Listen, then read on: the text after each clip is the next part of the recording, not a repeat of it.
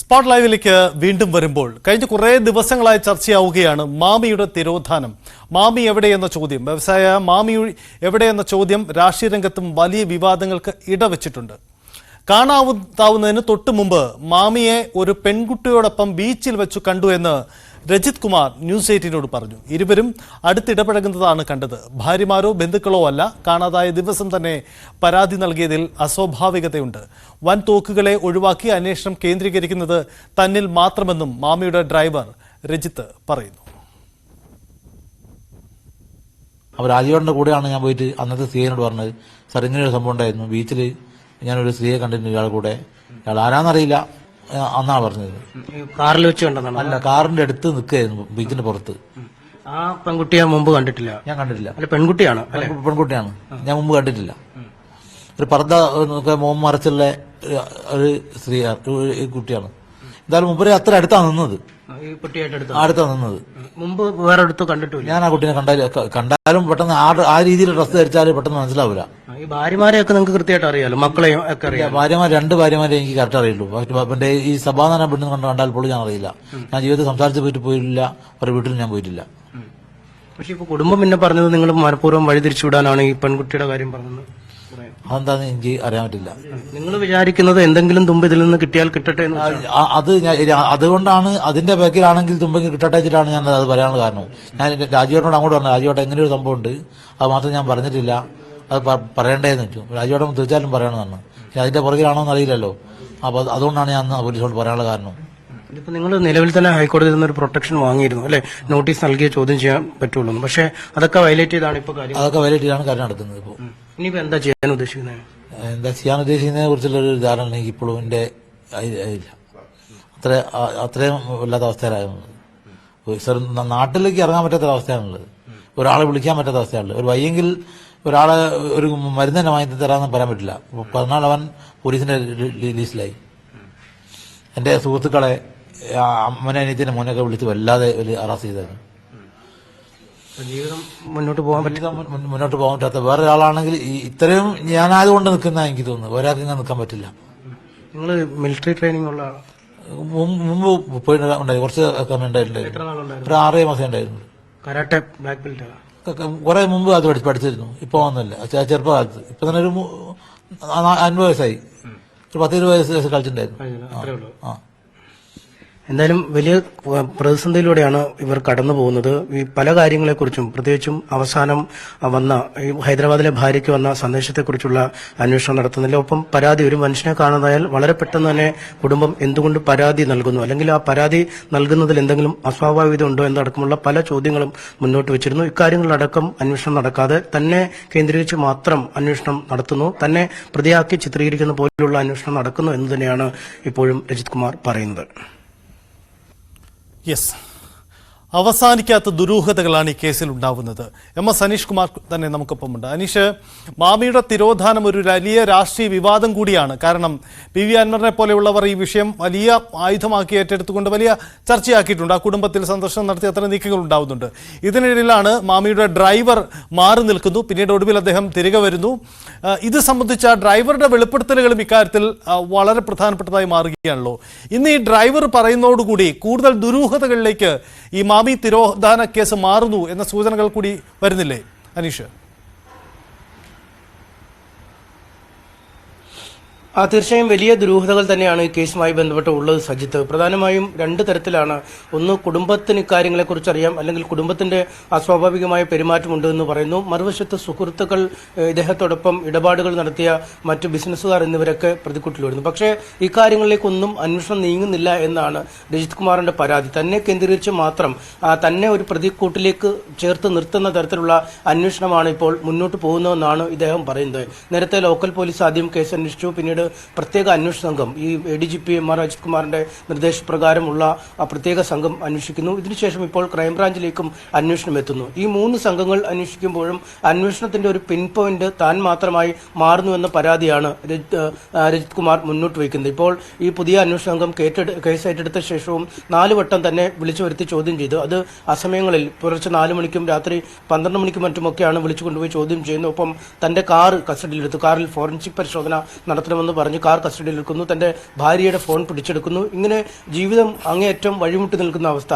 താനുമായി ആരെങ്കിലും ഫോണിൽ ബന്ധപ്പെട്ടാൽ ആ ഫോണിൽ ബന്ധപ്പെടുന്നവരെ പോലീസ് സ്റ്റേഷനിലേക്ക് അല്ലെങ്കിൽ ക്രൈംബ്രാഞ്ച് സംഘം വിളിച്ചു വരുത്തി വീണ്ടും ചോദ്യം ചെയ്യുന്നു. ഇങ്ങനെ ജീവിതം ഒരു തരത്തിലും മുന്നോട്ട് പോകാൻ കഴിയാത്ത അവസ്ഥയിലേക്ക് നീങ്ങുന്നു എന്നാണ് ഇയാൾ പറയുന്നത്. കഴിഞ്ഞ ദിവസം ക്രൈംബ്രാഞ്ച് ചോദ്യം ചെയ്ത ശേഷം കോഴിക്കോട് നഗരത്തിലെ ലോഡ്ജിൽ മുറിയെടുത്ത് ഭാര്യയും ഭർത്താവും താമസിക്കുന്നു. അവിടെ നിന്നും എങ്ങോട്ട് പോകണമെന്ന ലക്ഷ്യമില്ലാതെയാണ് താൻ പോയത്. പക്ഷേ ഗുരുവായൂരിലാണ് എത്തിയത്. അവിടെ ആത്മഹത്യ ചെയ്യാനുള്ള തയ്യാറെടുപ്പിലായിരുന്നു. ഇന്നലെയും മറ്റുമൊക്കെ അദ്ദേഹത്തിന്റെ ചില വോയിസ് നോട്ടുകൾ ഇട്ടു. അത് അടക്കം സെറ്റ് ചെയ്ത് വെച്ചിരുന്നു. കാരണം ഫ്ലൈറ്റ് മോഡിലാക്കി സെറ്റ് ചെയ്ത് വെച്ചു. ആത്മഹത്യാക്കുറിപ്പടക്കം തയ്യാറാക്കി വെച്ചു. പക്ഷേ അപ്പോഴേക്കുമാണ് പോലീസ് അപ്രതീക്ഷിതമായി തങ്ങളെ കണ്ടെത്തുന്നത്. അതുകൊണ്ട് പോലീസാണ് ഈ ഫോൺ ഓൺ ചെയ്തപ്പോഴാണ് ഈ ആത്മഹത്യാക്കുറിപ്പടക്കം പുറത്തു വന്നത് എന്നൊക്കെയാണ് ഇദ്ദേഹം പറയുന്നത്.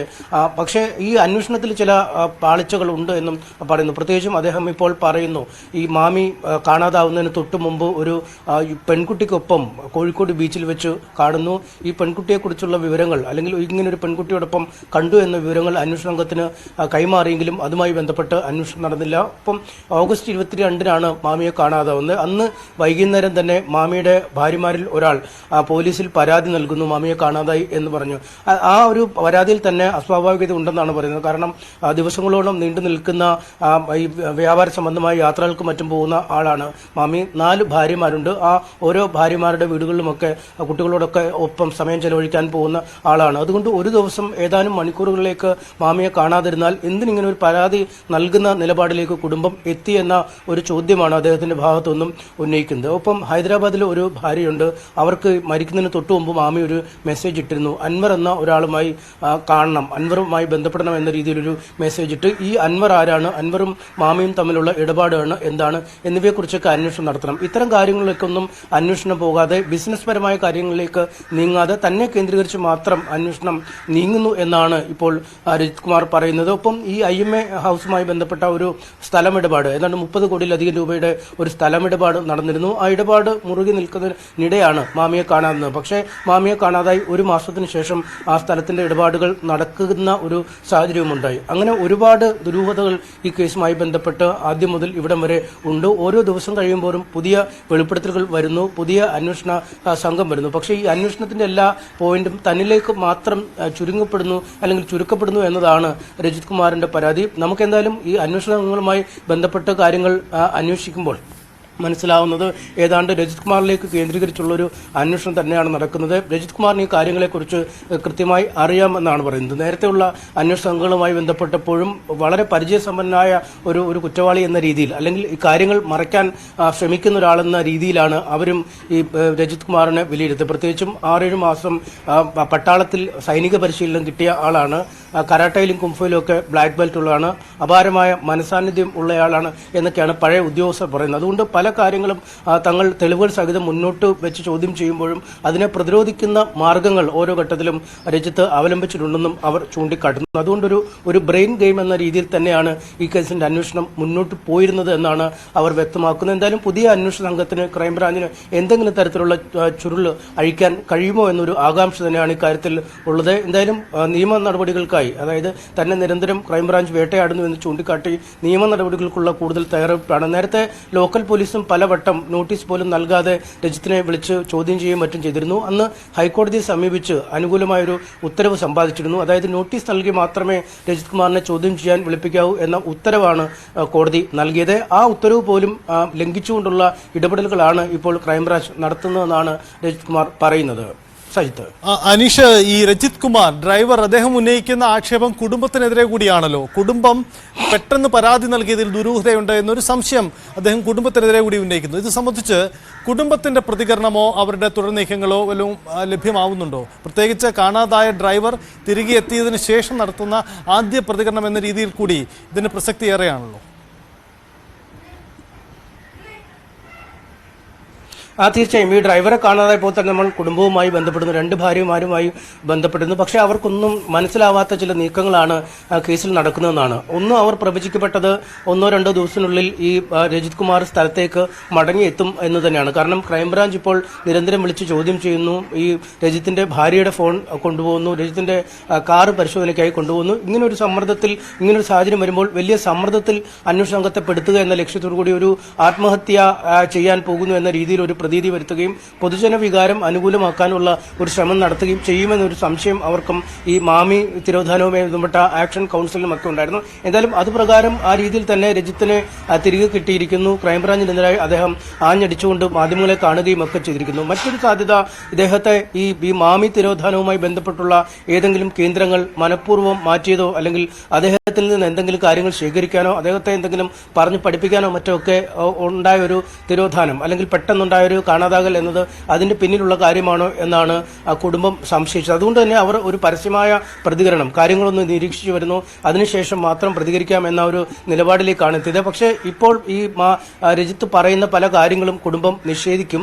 നേരത്തെ തന്നെയും ഇത്തരം ചില ഊഹാപോഹങ്ങൾ രജിത്തിന്റെ ഭാഗത്തുനിന്നും പ്രചരിപ്പിക്കാൻ നീക്കങ്ങൾ ഉണ്ടായി എന്ന് മാമിയുടെ സഹോദരിയും മകളുമൊക്കെ അടക്കം നമ്മളോട് പലപ്പോഴും പറഞ്ഞിട്ടുള്ളതാണ്. അങ്ങനെ വന്നതിലൊരു തിയറികളിൽ ഒന്നാണ് ഈ പെൺകുട്ടിയുമായി ബന്ധപ്പെട്ട ഇടപാടുകളെക്കുറിച്ചുള്ള വിശദാംശങ്ങൾ. അത് മനഃപൂർവ്വം അന്വേഷണത്തെ വഴിതെറ്റിക്കാൻ വേണ്ടിയുള്ള രജിത് കുമാറിന്റെ നീക്കമാണ് എന്നാണ് കുടുംബവും പറഞ്ഞിരുന്നത്. എന്തായാലും ഈ പരാതി നൽകുന്നതിലുണ്ടായ അസ്വാഭാവികത അടക്കമുള്ള കാര്യങ്ങളെക്കുറിച്ച് കുടുംബം അല്പം വൈകാതെ നമ്മളോട് സംസാരിക്കുമെന്ന് അറിയിച്ചിട്ടുണ്ട്.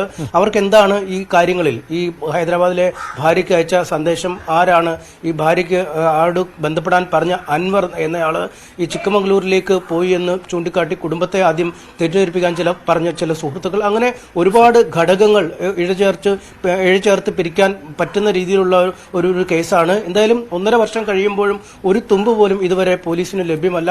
നഗരഹൃദയത്തിലെ തിരക്കേറിയ ഭാഗത്തു നിന്നാണ് ഈ മാമി എന്ന ആളെ കാണാതാവുന്നത്. തലക്കളത്തൂർ എന്ന ഇവിടുന്ന് ഏതാനും കിലോമീറ്റർ അകലെയുള്ള സ്ഥലത്താണ് ഫോൺ ലൊക്കേഷനിൽ അവസാനം കണ്ടത്. നേരത്തെ ആദ്യഘട്ടത്തിലെ അന്വേഷണങ്ങളിൽ ഈ രജിത് കുമാറിനും ഈ സ്ഥലത്ത് ഇടപാടുകളുണ്ട്, അദ്ദേഹത്തുമായി ബന്ധപ്പെട്ട എന്തൊക്കെയോ കാര്യങ്ങൾ അവിടെ ഉണ്ടെന്ന് ഒരു വിലയിരുത്തലും ഉണ്ടായിരുന്നു. അതുകൊണ്ടുകൂടിയാണ് നിരന്തരം രജിത് കുമാറിനെ ചോദ്യം ചെയ്യും, അദ്ദേഹത്തിന്റെ കാർ ഫോറൻസിക് പരിശോധനയ്ക്കായി കൊണ്ടുപോയും അദ്ദേഹത്തിന്റെ ഭാര്യയെ ചോദ്യം ചെയ്യുന്ന അടക്കമുള്ള കാര്യങ്ങളിലേക്കൊക്കെ ഈ ക്രൈംബ്രാഞ്ച് അടക്കം നീങ്ങുന്നതെന്നാണ് നമുക്ക് മനസ്സിലാക്കാൻ കഴിയുന്നത്. എന്തായാലും രജിത് കുമാറിന്റെ വിമർശനങ്ങളോട്, അദ്ദേഹം ഉന്നയിച്ച അസ്വാഭാവികമായ പെരുമാറ്റങ്ങളോട് കുടുംബത്തിന്റെ പ്രതികരണം വൈകാതെ തന്നെ ഉണ്ടാവും. സജിത്ത്. യെസ്, അനീഷ് സൂചിപ്പിച്ചതുപോലെയാണ് കുടുംബത്തിന്റെ പ്രതികരണമാണ് ഇനി വരുന്ന മിനിറ്റുകളിൽ നിർണായകമാവുന്നത്. എന്തായാലും രജിത് കുമാർ കുടുംബത്തിനെതിരെ കൂടി ആക്ഷേപം ഉന്നയിക്കുമാണ്. മാമി തിരോധാന കേസിൽ ഇതുവഴിയും ദുരൂഹത മാറുന്നില്ല. ഒഴിയാത്ത ദുരൂഹതയിൽ ചുരുളഴിക്കാൻ അന്വേഷണ സംഘത്തിന് കഴിയുമോ എന്ന ചോദ്യമാണ് അവശേഷിക്കുന്നത്.